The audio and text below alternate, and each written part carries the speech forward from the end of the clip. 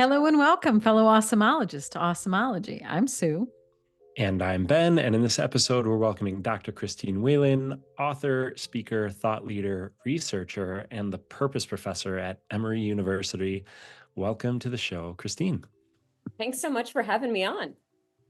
We are so excited, and thank you so much for being with us. We've been looking forward to talking to you because one of your areas of expertise is a major theme for us this year. But before we get into that, and I assure you, we will get very into that. Can you tell us what led you to the work that you're doing today? Tell the audience a little bit about yourself. So, I am the purpose professor at Emory University, which is a really fabulous title, by the way. I mean, For sure. It really is. I love it. The idea of asking these big questions of purpose and meaning, especially for young adults who are in this time of transition.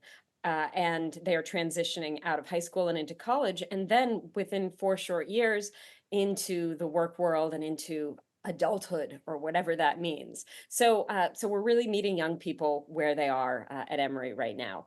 Before being the purpose professor at Emory, I was known as the happy professor at UW-Madison in the School of Human Ecology there, where I taught classes on buying happiness and how we can spend our limited resources in keeping with our values to try to maximize our well-being.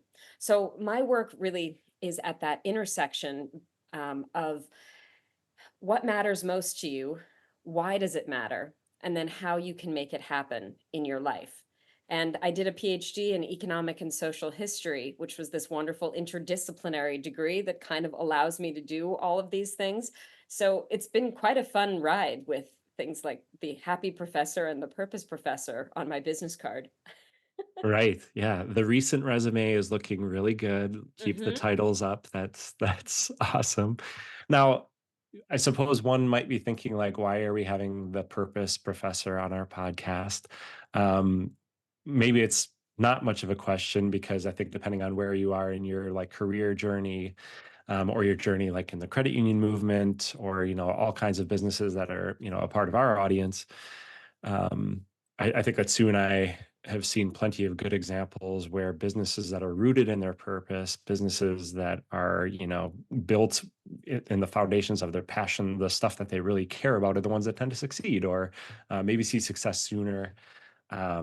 So, like, I'm just going to go ahead and answer. I don't know if I'm even asking a question. I'm just going to say there is so much um, good to be done by understanding purpose and things like that when it comes to business and growth and all of those things, that there's so much logic to us talking to you today. So I'm so excited to like dive in, and I'm sure we'll hear plenty more of that. I hope I didn't steal any thunder, but Oh, no, not at all. we first The met thing. you. Oh, see, I'm already jumping in. I'm already trying to steal your No, thunder. go. Yeah. Um, so yes, we first met at a credit union summit, and Right. where I was talking about this idea of consuming happiness purposefully and how we could use our limited resources to really make ourselves happy. But when I define happiness, happiness and purpose are part and parcel of what we are really going for, because we're all looking for a life of thriving. And if we think about thriving, what that means is having everything in the right balance and having everything that we need to really grow and prosper. But the thing that's also interesting about thriving is that it's not always just about me, it's more about the collective we as well. And that is actually one of the key things when it comes to purpose in the business world, in the credit union world, is that purpose at its core is pro-social. And what that means is that purpose is thinking about not just your own flourishing, but that of the greater social good. It's about a larger idea of how you can use your gifts in keeping with your values to make a positive impact on the world around you. So that's why I have loved speaking several times in the credit union world, because these are folks who really, I think, get the idea of purpose in business. Yeah. Yeah, absolutely. The question that I was going to ask first was some things that you've learned about purpose in your work that surprised you or might surprise others to learn. So to us, no surprise to hear credit union people maybe taking your message really well, or being in line with some of the things that you're teaching and the work that you're doing.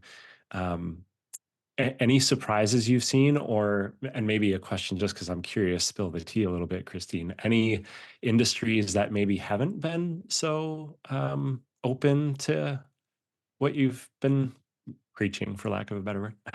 Absolutely. Okay, so first, the surprise. Been studying purpose for more than a decade.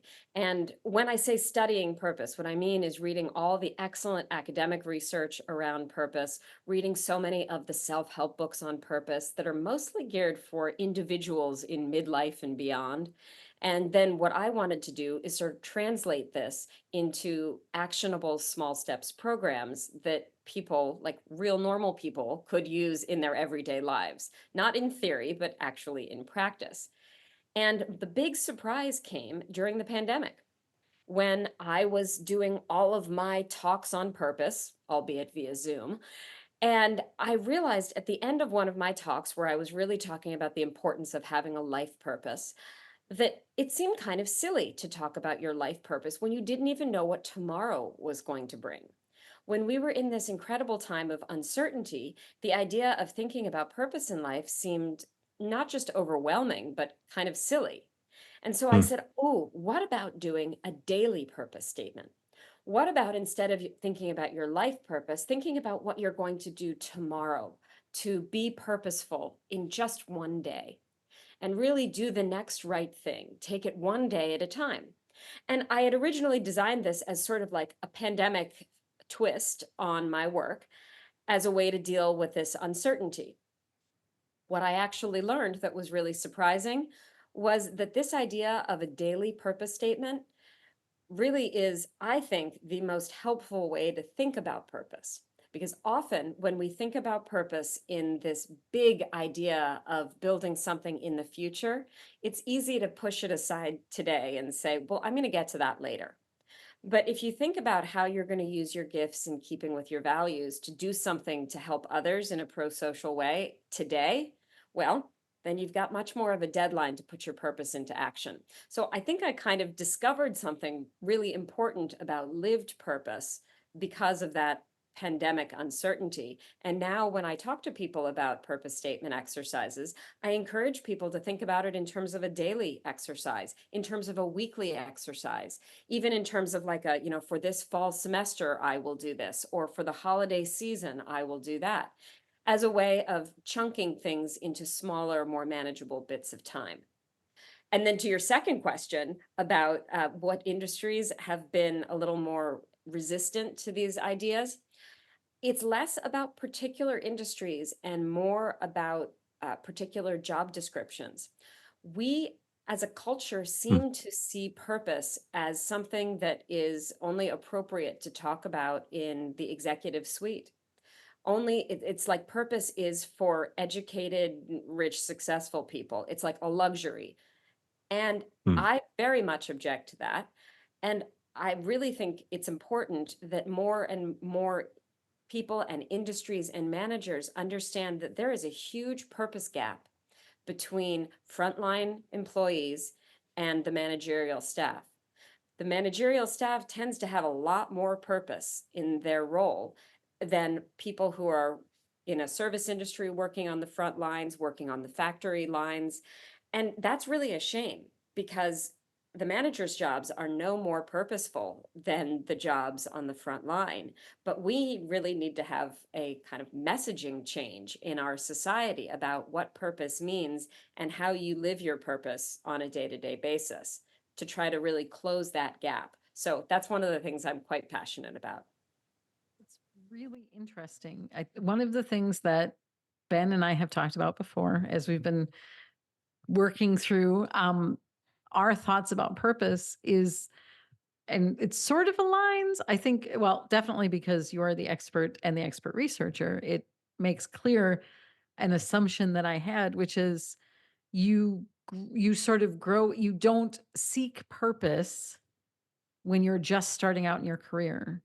You start with this idea of, my purpose in this job is to make money so I can pay rent.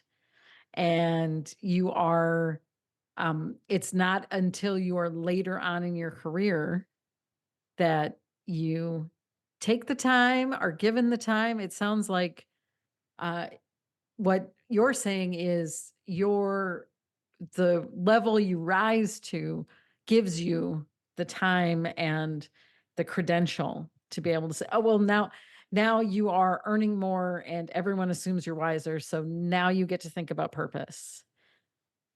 Right? Right.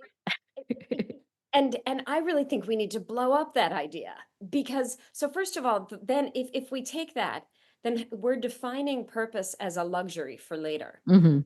And we're also, by the way, defining purpose kind of based on a socially constructed status of job. But instead, I define purpose really as embracing a purpose mindset. And I've repeated this phrase a couple times. My students always laugh because I repeat it over and over again in hopes that repetition will really get it into everybody's brain. That a purpose mindset is using your gifts in keeping with your values to make a positive impact on the lives of others. And so, what that means is, what are you good at? What do you care about?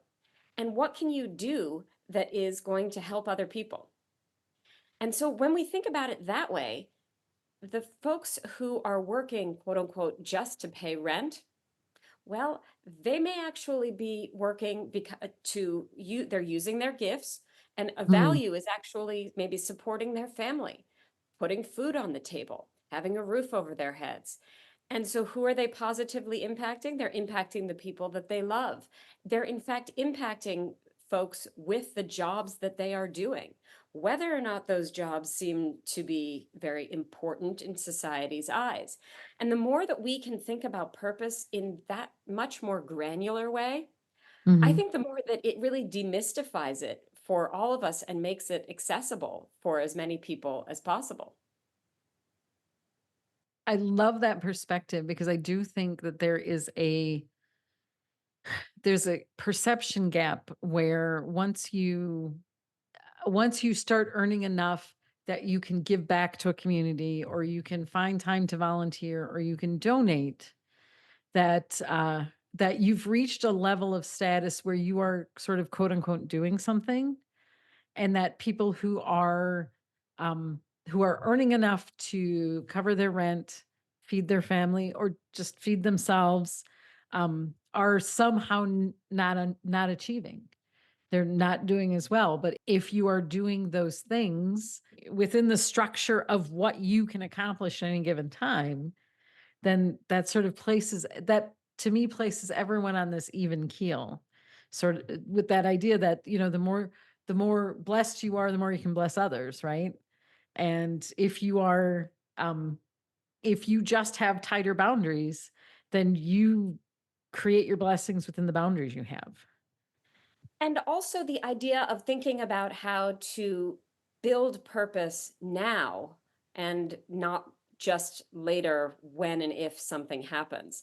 There's Right. this wonderful parable that's often told in the professional and work literature and the work coaching literature, of the traveler who comes across three men laying bricks. And he asks the first one, "What are you doing?" And the man says, "I'm putting one brick on top of the other." And that's totally true. The second one says, "Well, I'm building a wall." That is also true. And the third one says, "I'm building a cathedral." And that's true as well. And the way that the parable is usually told is that we all want to be that third guy. We all want to see the larger why behind what we do. We all want to have a calling in our work to build something greater.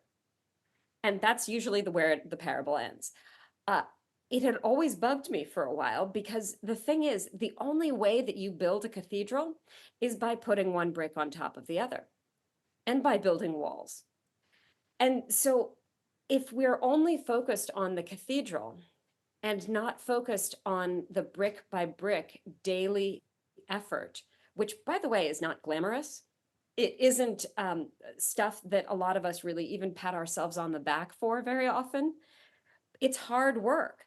And we all know the things that we do think are meaningful, but that are really difficult in our lives. That's Mhm. putting one brick on top of the other. And so I've sort of become a champion of the first man who's putting one brick on top of the other because I really relate to that in my life.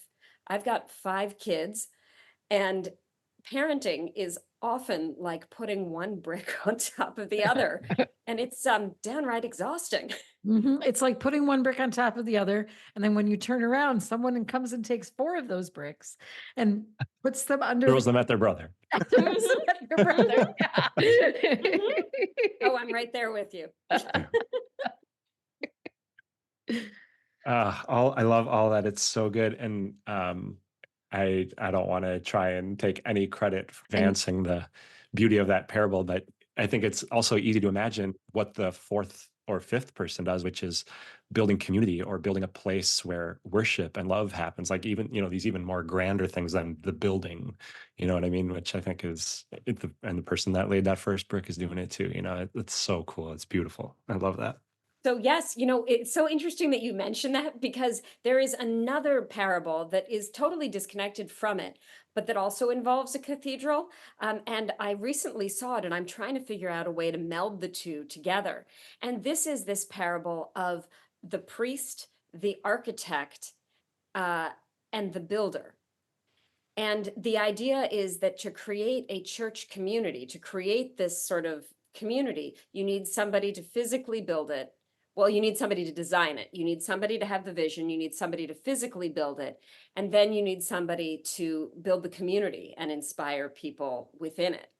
And so, yes, I have been thinking about this idea of how to expand this into something really around purpose and meaning in our lived communities as well. Yeah. Okay, I have a off-script question I have to ask. As we've been talking about like organizations and maybe the little guy or the person that maybe hasn't had the opportunity to see and understand their purpose in the organization or their life, whatever. We have heard plenty about younger generations, Gen Z, and so on. Really caring a lot about cause-based organizations, either as the people they purchase from, or the people that they choose to be their employer, whatever it might be. People that care about something and are doing something good for the world and able to prove it, and all of that. Um, is there? Have you noticed any? Is there any research that you've stumbled upon that? Is like helping prove this case about organizations that fully understand their purpose and or help everyone in the organization understand their purpose in the work that they're doing and such in a way that they're maybe succeeding in either hiring or attracting younger generations and such. Has there been any data to like prove that that's a real thing or that it's working? The organizational purpose world is sort of split into the external messaging around purpose and the internal purpose of the organization. Hmm. So, from a consumer perspective, having an external marketed story of purpose for your product can really be a selling point. If you know that you are buying something that is ethically sourced, that is recyclable, that is biodegradable, things that may be in keeping with your values, then that can be good from a consumer perspective and make them want to buy the product. But that's all external messaging. Then there's the internal purpose and mission of the organization and whether that is lived in the company culture. And that's something that is harder to do. And that's the stuff that I'm actually more interested in. The external stuff really has been in the last, I don't know, 8, 10 years, a lot of companies have been flexing about purpose, have been really messaging lots of stuff around how awesome they are in terms of doing well for the community. If internally they are a kind of uh, a cutthroat, terrible work environment, or if there is a real disconnect in the hierarchy of the company, then that is not a purposeful place to work. So thinking about purpose internally is really more about reminding each individual that they can use their gifts in keeping with their values to make a positive impact through their role in the company. And so this is around, acknowledging people, catching people doing good things, and focusing on the way that teams can work together toward a greater good. I think so much of the corporate purpose messaging has been outward facing, even when we think about maybe trying to say, oh, we're going to have a good company culture by volunteering for a cause together as a company. That's still external facing stuff. Mhm. No, the lived day-to-day purpose is that you, me, all of us, we want to know that the work we're doing matters. And it is incumbent on the folks higher up in the organization to make sure that they are recognizing the impactful work that others are doing, and then helping people, in fact, rise up to do more of the things that they clearly care most about.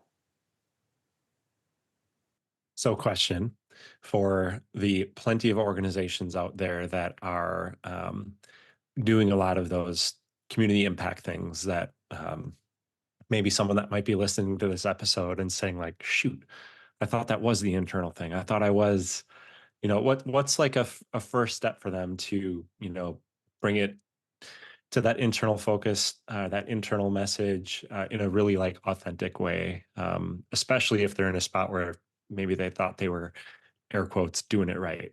Okay, so one of the things that I have been encouraging is for executives and managers, anybody who has those one-on-ones with subordinates, to check in on progress and see how things are going, to first do a purpose statement exercise themselves.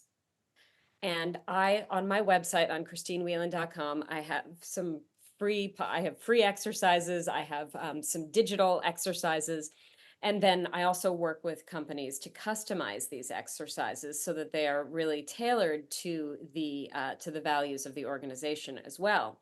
But if first the manager does one of these purpose statement exercises and thinks about what their gifts are, what their values are, how they want to make a positive impact, and then also, what are the things that might get in the way, the fears and anxieties, the tripping points of this exercise, and then what purpose-based commitments do they want to make? So all of this is in one fairly easy to do, small steps kind of Mad Libs exercise. First, the manager, you have to do it yourself before you're going to ask anybody else to do it. Then you ask the folks who are working with you to do this exercise and do it in a work context. So think about their job, their role, this company, as they are doing it. What are the gifts that they want to bring to their job, that they want to use more of, that they really want to work on? What are the values that they want to guide them in the workplace? And who do they want to positively impact? How do they see their role, both internally and externally, to a customer? Then, if you have this purpose statement exercise for your employee in their file, I'd recommend that a manager look at this before every check-in and say, all right, if this person is going to really succeed in this organization, we need to make sure that they are using at least one of these gifts that they are saying are really important to them. Are they actually able to impact the stakeholders that they care most about? How can we do that? And certainly there are going to be some times where somebody is going to want to use a gift that you don't need them to use in your particular organization at this moment. That's why you list multiple ones. And you can work on it. This exercise has a couple benefits. First of all, it shows that you care, right? That you Mhm. care as a human being about another human being. And if you've done the exercise yourself and you show them that you've done this, then you can already have a sense that we're in this together. The second thing is that it almost provides sort of a roadmap and a growth plan, because if you are doing this over a couple check-ins and you say, gosh, you've met these, you're doing this now. Is there anything else that you want to add to it? What do you think your next quarter could look like? And by doing that, then you can have both individuals, and you can do this in terms of teams as well, come together to know and be reminded that the work that they are doing is purposeful. because that's the really, I think, one of the really core points about this is that all of us are doing purposeful work day in and day out. This is not a matter of adding more things to our plate. This is actually about giving ourselves credit for what we are doing. And if we feel that our day is not being spent using our gifts and keeping with our values in a way that makes us feel good about doing something for the world, you can have one of two things happen. You can either change your behavior, or you can say, huh, are those values actually my values? Mm. Or are those shoulds that I think I should value, but really I value something else? And really I'm actually acting toward the things that I really do care about. Either way, this is a great check in to see where you are, what you care about, and how you can actually do something about it. And managers and employees can join together on this.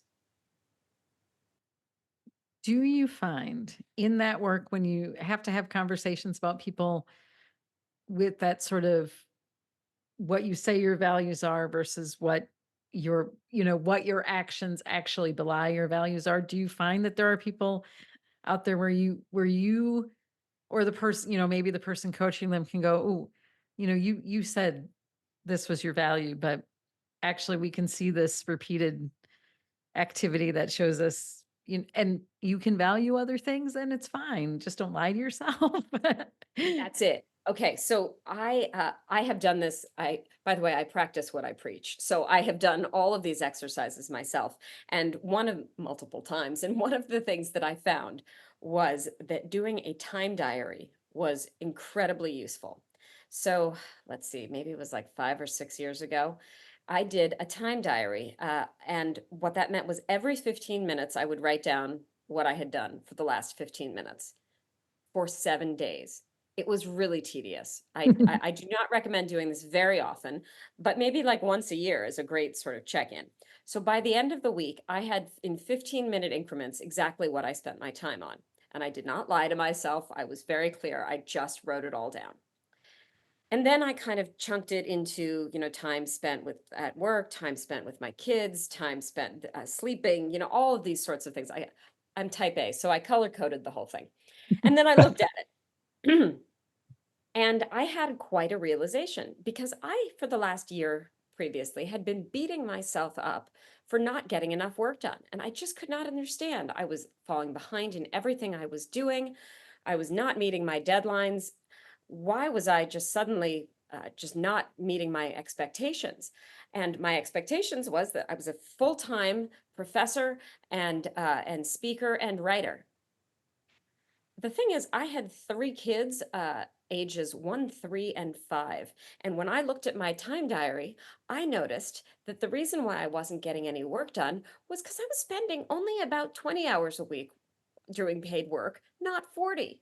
I was spending far more time with my children, and since I was a professor, I had more of that flexible time Mhm. schedule, and I realized, "Oh, okay, well, I am spending my time with my children. I am saying that I value being a very productive person in my career, but I'm not putting in the time. So, two choices. I either change my behavior, or what I really did was I changed my stated values. And I said, no, at this time in my children's life, I need to be with them. I want to be with them. And I actually dropped down to half time. And I was able to do that not for a long time, but I was able to do that while the kids were young, and that really helped me a great deal. And so I encourage everybody to do one of these time diaries so that you can figure out what you're actually doing. Now, not everybody has the luxury that I did of being able to drop down. But we all do have the ability to see whether how we are acting and what we are saying we are hoping that we're going to do, and then to make some changes around it and then really kind of getting to the root of the problem as opposed to just wondering why we're not meeting Mhm. our own expectations. So that's usually the example that comes to mind with this, and it's one that I think a lot of people can relate to. Absolutely. I mean, I think, yeah, lucky you to be able Mhm. to, or fortunate you maybe to be able to make that life adjustment, right? For sure. I think for I don't know, the other side of that, the person that maybe just can't make that adjustment, right? Down to halftime or whatever. You at least do I can see how you at least get the benefit of, seeing where your time is going and maybe even making a small adjustment, like, okay, well, I'm only putting in X amount of hours this week, or this has been the way it's been going, and this is why I'm not feeling as productive. So micro adjustment, I'm going to put in 5 more hours next week and see how I'm feeling. Like that might be all that it takes to air quotes again. I'm doing a lot of air quotes. We should probably do a video podcast so people can just say it and I don't have to clarify. But um, that extra little bit of time might be all that it takes to feel more productive and experience the change that you're looking for. I totally agree. I have a wonderful colleague named Alyssa Ashwood who does an exercise with her coaching clients, and she talks about asking this question of how much is how good. And Hmm. what she's getting at is this idea that we sort of think that we have to do something for like a really long time to get the benefit of it. But sometimes if we just make a micro adjustment and do a Mhm. little bit more of something, it actually meets the needs that we have.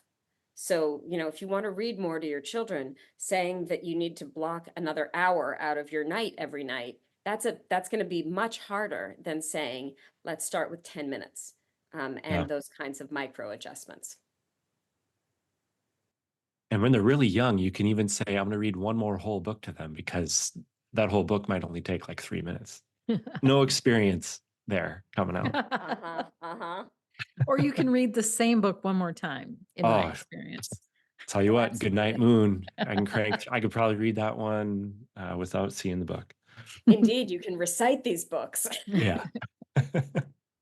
So when now I'm going to go slightly off script because really we have covered a lot of what we had prepared, and we are actually getting into the home stretch for you, Christine.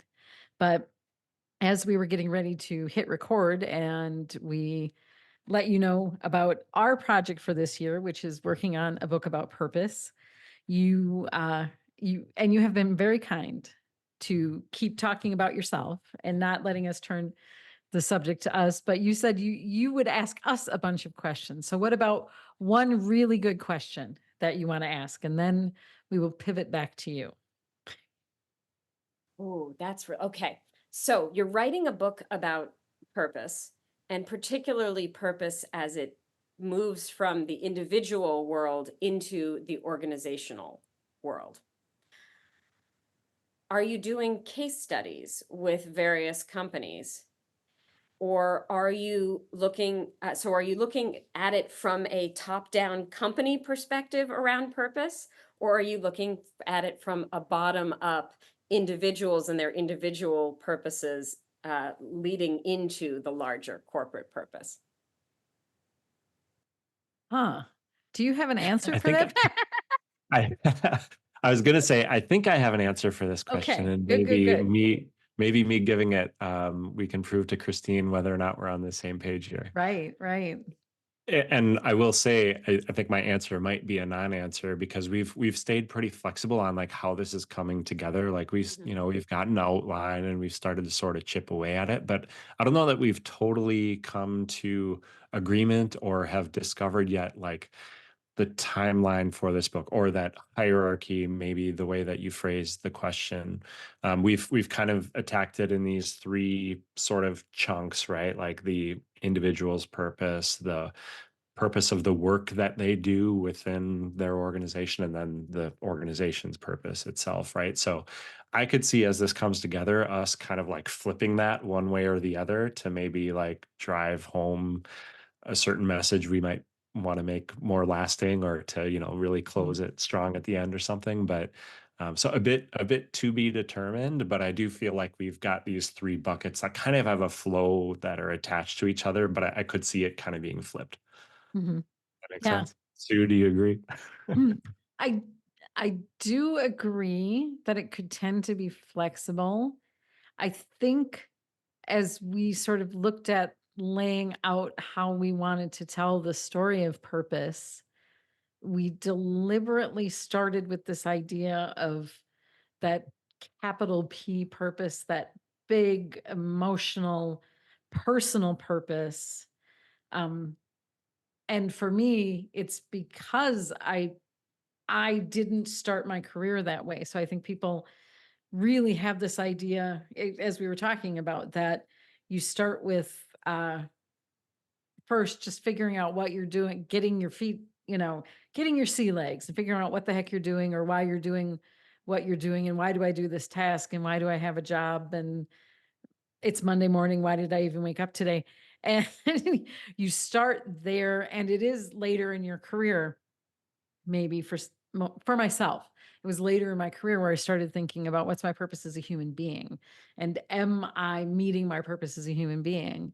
And so I really did want us to flip that dynamic and start with like, let's first talk, who are you?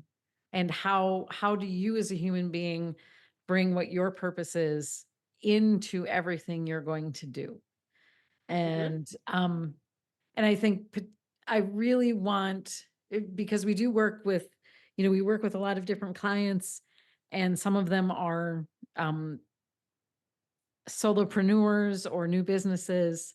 And a thing that I feel really strongly about is that if when people are starting a business, that they think about what their purpose is in the world, and then that they can build that business on their purpose and create their success that way.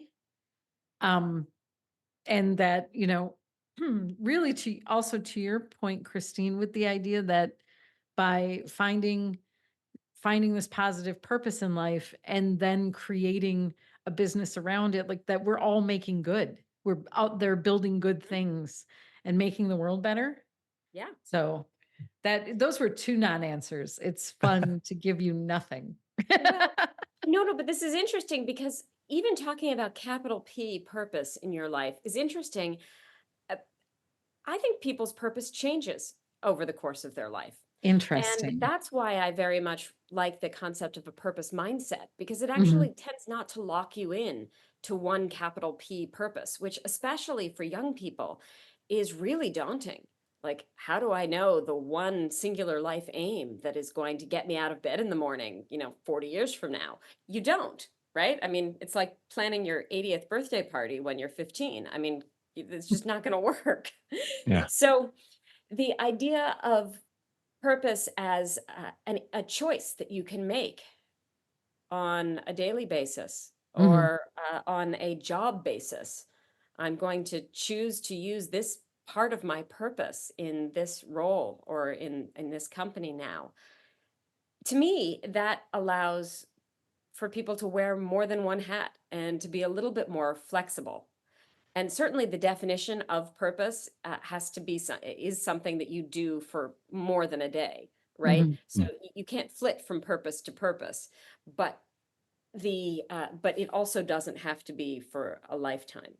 So some flexibility around these things, especially in the work world, especially as we all have, what is it, like 10 different jobs in our lives Mhm. uh, and jump from career to career. I think some flexibility is really going to be important both for employers and for employees. Yeah. I'm sure I speak on behalf of Sue when I say it's incredibly helpful to hear you say everything you just said, because we've come across some research that has kind of confirmed this idea that purpose is continually changing. It's this thing that's not evergreen.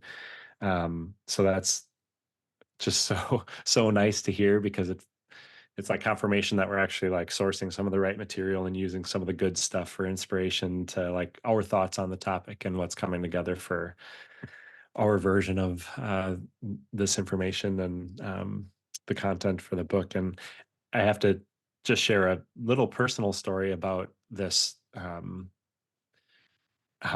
maybe it's evolved for me, or maybe some awareness of my purpose early on in my career without maybe knowing what I was actually doing. But I remember really early on. So I went to school for graphic design. And after I graduated, a high school buddy of mine and I, we started a print marketing company. And my main job was designing all the stuff that we did, or darn near all of it. Right. And I remember like the thing that brought me the most joy in that job was when I would design something for someone. And it fit in all categories, whether it was like a logo for a new business or even just like redesigning a business card, something so simple, whatever. And when they would come in and they would either pick up the finished product or look at the first version of it, the first proof or whatever, and you could like see the gasping, like, ah, kind of like that experience, like, oh my God, like that's exactly what was in my brain and you did it. Or that's not at all what I was thinking, but I love that so much more, whatever, just like that moment of kind of like awe, and Mhm. believe me, it didn't happen every time, but when it did, it's like, "Ah, yes, like that's the stuff. That's why I'm doing this, and so like I would like if I had to like, and with the benefit of hindsight, looking back on what I did early on in my career, like my purpose was to create that moment for people, where they maybe them seeing the first version of a business card that they've ever had in their life is the thing that gave them confirmation, like, yeah, I'm doing the right thing. I'm starting this business or whatever. So now I don't get to do a lot of that stuff today. Now, like leading a team and leading an organization that gets to maybe create those moments. But I think that that's maybe how my purpose has shifted a bit in that I get to, maybe encourage and develop and coach others to creating those Mhm. moments. Yeah. Yes, and I think that really is it, because the thread that probably runs through all of these things now that you can look back is that you wanted to create excitement for people, right? You wanted to create joy and awe and belief in themselves because they had a brand that made them feel like they were actually embodying the transition that they wanted to make. And so then you do that in various different forms throughout your life. And so when a student comes to me and says, "Oh, you have such a cool job. I want to do what you did. How did you get here?" I always have the same opening of the answer. I said, "Do you want me to tell you a just so story where I show you a line that goes from where you are to where I am?" I said, "Because I can do that. That would be a lie, but I can do that." And so, or I could tell the messy story of how I actually got here. And when I work with young adults, I always use the idea of the movie reel of your life. If you're putting together the documentary of your life, there's going to be a lot of stuff that ends up on the cutting room floor. There are going to be a lot of things that you try that actually don't make it into the sizzle reel or into the documentary itself. And that's not to say that they were worthless. They actually then got you into the piece that does make it onto the main stage. So I see a lot of these transitions as ways of sort of creating what then we can look back on and say, oh, that is Mhm. my journey of purpose. I can see the thread that ran through my life. But if we're going to talk about purpose on a day-to-day basis, and if we're going to talk about purpose for young people, they don't see that thread yet. So we've just got to take it one step at a time. Mm. Yeah. Yeah. I am glad you brought it around to that thread because I think um being I do have the advantage of being where I am at my career. And I can look back and say, when we actually had a whole episode talking about whether we think your purpose changes or what, and I think we sort of arrived at this idea that um that there is evolution and you apply that core purpose in different ways as you grow and as you evolve. And so it's that I think that's speaking to that same thing as you talk about the thread of that purpose. And it's much easier to see where I sit now than it Yes. was, when I started as a part-time teller and I was just a Yeah. little friendly face. Well, I feel like we've gotten a free masterclass, so thank you Mhm. so much, Christine, for Yes. joining us. Such like great new insight that Sue and I will definitely have to like digest. I hope our audience has appreciated it, and also like lots of cool confirmation for stuff that we've been kind of hearing and seeing and thinking about throughout the process. So thank you so much. We do have our something awesome segment, which we have to close with. So if you haven't come prepared, it's okay. You've got a little bit of time. Mhm. But we close every episode just sharing recommendations for cool things we've experienced, great books we've read, a new podcast we're listening to, a cool thing we've done, whatever it might be. And I'll kick us off, and you're on deck, Christine. So heads up. But we're going to share a link to a really cool story that I found where I don't know, they being like the scientific community, finding that Van Gogh's painting of Starry Night is scientifically accurate. Now, accurate with what? Everybody's probably wondering. I certainly was wondering. It turns out there's this thing called atmospheric turbulence, which is like the irregular or chaotic flow of air in the Earth's atmosphere. And so they actually studied like all the way down to like the brushstroke level, the paint, and found that there's actually atmospheric turbulence that follows the same patterns and likely was following the same patterns at the time that it was painted. So either like Van Gogh is an alien and just knew that all of this was happening, or he got incredibly lucky, or something in between. I'm sure it was something in between, but I just think it's so amazing. And I do also like, now I'm extremely curious and I want to know like who was he connected to in the scientific community that he had some ability to understand or like see how clouds were moving or something. I don't know, whatever it was that informed him and informed probably, as the article says, like the second most famous painting ever, right? Behind the Mona Lisa, maybe. So a nice blend between two things that I geek out about often, art and science. So just a really cool, interesting article, a quick read too. So we'll share the link to that. It was fascinating. If if I'm remembering right, when he painted Starry Night, he was in a mental institution. Is that Well, am I that might be a thing I'm making up. This is the internet. We can I'm make not things sure. up on Yeah. the internet. So That but is I so think fascinating. that's true. I just love the idea of Starry Night actually, like, sort of existing in some atmospheric way. Right. Yeah. Yeah. It being a Oh, real super, thing that super happened on cool. some real night. Yeah. Super cool. I love that. All right, so am I up on deck now? Yep. Mhm. You're up. All right. So mine, I think, is going to be really more targeted and on point for purpose, since that's what I'm talking about here. Because after talking to everybody about purpose, and I would love to give people access to a digital exercise that people can build their own purpose statement in an app form. And the reason this is like super cool and exciting is because it's brand new. I just designed it with my colleague Alyssa Ashwood, who I mentioned before. And this has been 6 years or more in the making. I've wanted to digitize my purpose statement forever, and she was the one who managed to make it happen. So I'm very grateful to her. And if you go to ChristineWhelan.com, ChristineWhelan.com/daily purpose, all one word, then you can test it out. And I would love people to test it out. And there's a thing at the end of the little digital exercise. It's a little widget, and at the end it'll say like, "Do you have any feedback?" And I would love some feedback because it's really, really brand new. So ChristineWhelan.com/daily purpose. You can build your own Mad Libs purpose statement in a digital exercise. If digital exercises are not your thing, you can also, off of my website, download a PDF. And there's also a link to my audiobook, Finding Your Purpose, which was on the Associated Press bestseller list. So a lot of people seem to Nice. really like that one. And that is available as well. Fantastic. We will share those links right along with the podcast and make sure For sure. people can get right to them. Thank you for sharing that with us. So mine, because when this episode actually drops, it will be October. And that means we are well into spooky season.